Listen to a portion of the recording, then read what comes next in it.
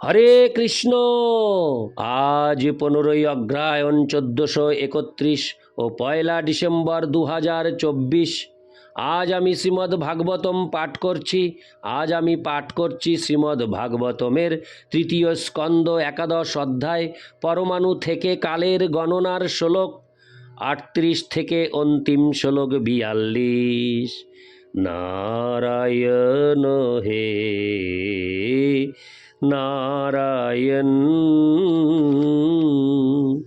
ভবভয় হরণম নারায়ণ। শ্লোক 38। কালো হয়ং দ্বিপরার্ধাক্ষ নিমেষ উপচর্যতে অব্যাকৃত স্নানন্তস্য হানাদের জগদাত্মন। অনুবাদ: ব্রহ্মার জীবনের 2টি পরার্ধকাল যা পূর্বে উল্লেখ করা হয়েছে তা বিকার রহিত, অনন্ত এবং সর্বজগতের পরম কারণ পরমেশ্বর ভগবানের এক নিমেষ মাত্র। তাৎপর্য: মহর্ষি মৈত্রেয় পরমাণু থেকে শুরু করে ব্রহ্মার আয়ুষ্কাল পর্যন্ত বিভিন্ন পরিমাণগত কালের বিশদ বিবরণ প্রদান করেছেন। এখন তিনি অন্তহীন পরমেশ্বর ভগবানের কাল সম্বন্ধে কিছু আভাস দেওয়ার প্রচেষ্টা করছেন। হরে কৃষ্ণ। তিনি ব্রহ্মার পরম আয়ুর পরিপ্রেক্ষিতে অপরসীম কালের কেবল একটু সংকেত প্রদান করছেন। ব্রহ্মার পরমায়ুর স্থিতিকাল পরমেশ্বর ভগবানের কালের 1 সেকেন্ডেরও কম সময় বলে বর্ণনা করা হয়েছে। ব্রহ্মসংহিতায় 5:48 এই কথা বর্ণনা করে বলা হয়েছে, যস্যৈক নিঃশ্বসিত কালমথাবলম্ব জীবন্তি লোম বিলোজা জগদণ্ডনাথা বিষ্ণুর মহান স ইহ যস্য কলা বিশেষ গোবিন্দমাদি পুরুষং তমহং ভজামি।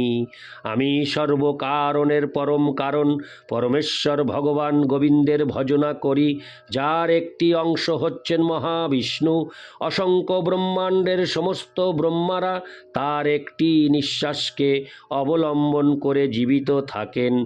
নির্বিশেষবাদীরা ভগবানের রূপ বিশ্বাস করে না এবং তার ফলে পরমেশ্বর ভগবান যে শয়ন করেন তা বিশ্বাস করা তাদের পক্ষে অত্যন্ত কঠিন। তাদের বিচার অল্প জ্ঞানলব্ধ, কেননা তারা সব কিছুই গণনা করে তাদের নিজেদের ক্ষমতার পরিপ্রেক্ষিতে। তারা মনে করে যে পরমেশ্বর ভগবানের অস্তিত্ব সক্রিয় মানুষের অস্তিত্বের ঠিক বিপরীত। তাই তারা বিচার করে যে মানুষের যেহেতু ইন্দ্রিয় রয়েছে, তাহলে পরমেশ্বর ভগবানের নিশ্চয়ই কোনো রকম ইন্দ্রিয়ানুভূতি নেই।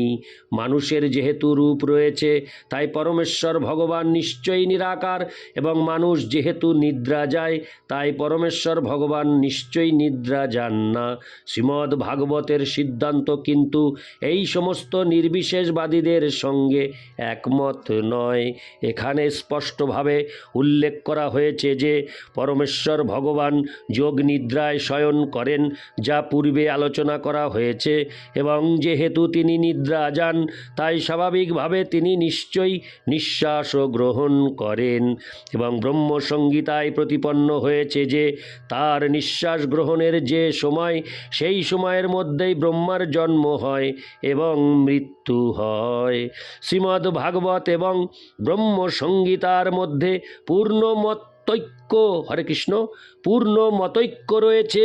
ব্রহ্মার জীবনান্তে নিত্যকালের সমাপ্তি হয় না, কিন্তু কাল অক্ষয় হলেও তা পরমেশ্বর ভগবানের উপর তার প্রভাব বিস্তার করতে পারে না, কেননা পরমেশ্বর ভগবান কালের নিয়ন্তা।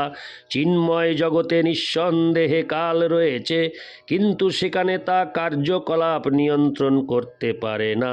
কাল অসীম এবং চিৎ জগৎ অসীম, কেননা সেখানে সব কিছুই চিন্ময় স্তরে বিরাজ করে। ইতি শ্লোক 38। শ্লোক 39। কালো হয়ং পরমান্নাদিরিদ্ধি পরার্ধান্ত ঈশ্বর নৈবেশিতুং প্রভুর্ভুন্ন ঈশ্বর ধামমানীনাম। অনুবাদ: শাশ্বত কাল অবশ্যই পরমাণু থেকে শুরু করে ব্রহ্মার জীবনকাল পর্যন্ত বিভিন্ন আয়তনের নিয়ন্তা, কিন্তু তা সত্ত্বেও তা পরমেশ্বর ভগবানের নিয়ন্ত্রণাধীন। কাল কেবল তাদেরই নিয়ন্ত্রণ করতে পারে যারা দেহ চেতনার দ্বারা প্রভাবিত। এমনকি সত্যলোক পর্যন্ত বা ব্রহ্মাণ্ডের অন্যান্য উচ্চতর লোকেও কালের এই প্রভাব বিদ্যমান। ইতি শ্লোক 39। শ্লোক 40। বিকারৈ সহিত যুক্তৈর্বিশেষাদিভিরাবৃত আন্তঃকোশ বহিরং পঞ্চাশৎকোটি বিস্তৃত। অনুবাদ: 8টি জড় উপাদানের সমন্বয়ে ষোড়শ প্রকার বিকার থেকে প্রকাশিত এই যে ব্রহ্মাণ্ড, তার অভ্যন্তর 50 কোটি যোজন বিস্তৃত এবং নিম্নলিখিত আবরণের দ্বারা আবৃত। তাৎপর্য: পূর্বে বিশ্লেষণ করা হয়েছে যে সমগ্র জড়জগৎ 8টি ভৌতিক তত্ত্ব ও 16টি বর্গের প্রদর্শন। জড়জগতের বিশ্লেষণাত্মক অনুশীলন হচ্ছে সাংখ্য দর্শনের বিষয়বস্তু। ষোড়শ বর্গ হচ্ছে 11 ইন্দ্রিয় ও পঞ্চ তন্মাত্র, আর 8টি উপাদান হচ্ছে স্থূল ও সূক্ষ্ম পদার্থ, যথা মাটি, জল, আগুন, বায়ু, আকাশ, মন, বুদ্ধি ও অহংকার। এই সব মিলিত হয়ে সমগ্র ব্রহ্মাণ্ড জুড়ে বিতরিত হয়েছে, যার বিস্তার হচ্ছে 50 কোটি যোজন বা 4,000,000,000 মাইল। আমাদের অনুভূত এই ব্রহ্মাণ্ড ছাড়াও অন্য অসংখ্য ব্রহ্মাণ্ড রয়েছে। তাদের মধ্যে অনেক ব্রহ্মাণ্ড আমাদের এই ব্রহ্মাণ্ড থেকে অনেক অনেক বড়, এবং সেইগুলি ভৌতিক উপাদানের আবরণে একত্রে পুঞ্জীভূত হয়ে রয়েছে, যা নিম্নে বর্ণনা করা হয়েছে। ইতি শ্লোক 40। শ্লোক 41। দশোত্তরাধিকৈর্যত্র প্রবিষ্ট পরমাণুবৎ লক্ষ্যতে হন্তর্গতাশ্চান্যে কোটিশ অন্তরাশয়। অনুবাদ: ব্রহ্মাণ্ডকে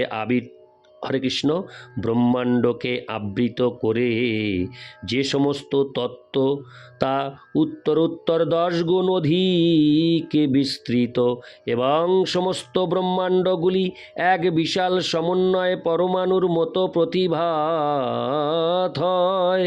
তাৎপর্য: ব্রহ্মাণ্ডের আবরণ মাটি, জল, অগ্নি, বায়ু ও আকাশ উপাদান থেকে রচিত, এবং তা উত্তরোত্তর 10 গুণ অধিক বিস্তৃত।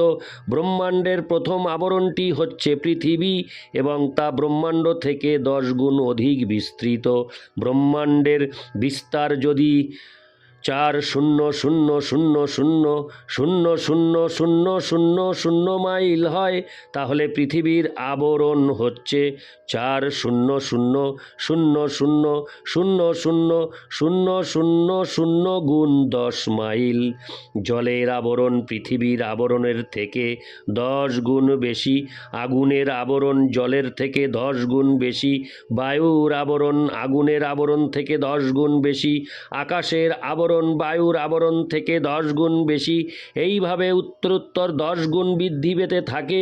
এই আবরণের অভ্যন্তরে ব্রহ্মাণ্ডকে একটি পরমাণুর মতো মনে হয়, এবং যারা ব্রহ্মাণ্ডের আবরণ অনুমান করতে পারেন তাদের কাছেও ব্রহ্মাণ্ডের সংখ্যা অজ্ঞাত। ইতি শ্লোক 41। শ্লোক 42। এই 42 শ্লোকটি 11 অধ্যায়ের অন্তিম শ্লোক। তদাহুরক্ষরং ব্রহ্ম সর্বকারণ কারণম বিষ্ণুর্ধাম পরং সাক্ষাৎ পুরুষস্য মহাত্মনো। অনুবাদ। তাই পরমেশ্বর ভগবান শ্রীকৃষ্ণকে সর্বকারণের পরম কারণ বলা হয়েছে। এইভাবে বিষ্ণুর চিন্ময় ধাম নিঃসন্দেহে শাশ্বত এবং তা সমস্ত প্রকাশের মূল উৎস মহাবিষ্ণুর ধাম। তাৎপর্য: মহাবিষ্ণু যিনি কামক, হরে কৃষ্ণ। তাৎপর্য: মহাবিষ্ণু যিনি কারণ সমুদ্রে শয়ন করে তার নিঃশ্বাসের মাধ্যমে অসংখ্য ব্রহ্মাণ্ড সৃষ্টি করেন, তিনি কেবল এই ক্ষণস্থায়ী জড় জগৎগুলিকে প্রকাশ করার উদ্দেশ্যে ক্ষণিকের জন্য আবির্ভূত হন। তিনি হচ্ছেন পরমেশ্বর ভগবান শ্রীকৃষ্ণের অংশ এবং যদিও তিনি শ্রীকৃষ্ণ থেকে অভিন্ন, তবুও জড় জগতে তার অবতরণ ক্ষণস্থায়ী। ভগবানের আদি অথবা মূল রূপই প্রকৃতপক্ষে তার স্বরূপ এবং তিনি বৈকুণ্ঠ লোকে বা বিষ্ণু লোকে নিত্য বিরাজ করেন। এখানে মহাত্মন শব্দটি মহাবিষ্ণুকে ইঙ্গিত করছে এবং তার প্রকাশের কারণ হচ্ছেন শ্রীকৃষ্ণ, যাকে পরম বলা হয়। সেই তত্ত্ব প্রতিপন্ন করে ব্রহ্মসংহিতায় বলা হয়েছে, ঈশ্বর পরম কৃষ্ণ সচ্চিদানন্দ বিগ্রহ অনাদিরাদির গোবিন্দ সর্বকারণ কারণম। পরমেশ্বর ভগবান হচ্ছেন শ্রীকৃষ্ণ, তিনি আদি পুরুষ গোবিন্দ, তার রূপ সচ্চিদানন্দ ঘন এবং তিনি সর্বকারণের পরম কারণ। ইতি শ্লোক 42। সেই সাথে একাদশ অধ্যায় সমাপ্ত হল। ইতি শ্রীমদ্ ভাগবতের তৃতীয় স্কন্দের পরমাণু থেকে কালের গণনা নামক একাদশ অধ্যায়ের ভক্তি বেদান্ত তাৎপর্য সমাপ্তম। আমরা ধীরে ধীরে, হরে কৃষ্ণ, আমরা ধীরে ধীরে তৃতীয় স্কন্দের একাদশ অধ্যায়ে প্রবেশ করেছি। আমরা পরবর্তী অডিওতে প্রবেশ করব দ্বাদশ অধ্যায়। ততক্ষণে সকল ভক্তিমতী মা ও ভক্তবৃন্দের শ্রীচরণে আমার এটাই প্রার্থনা, ভগবানের কাছে আমি প্রার্থনা করছি আপনারা সকলেই সুস্থ সুন্দর থাকুন এবং প্রতিনিয়ত শ্রীমদ্ ভাগবতম পাঠ শ্রবণ করুন। আর আমাকে আশীর্বাদ করুন আমি যেন অতি দ্রুত শ্রীমদ্ ভাগবতম পাঠ আপনাদের শ্রবণ করাতে পারি।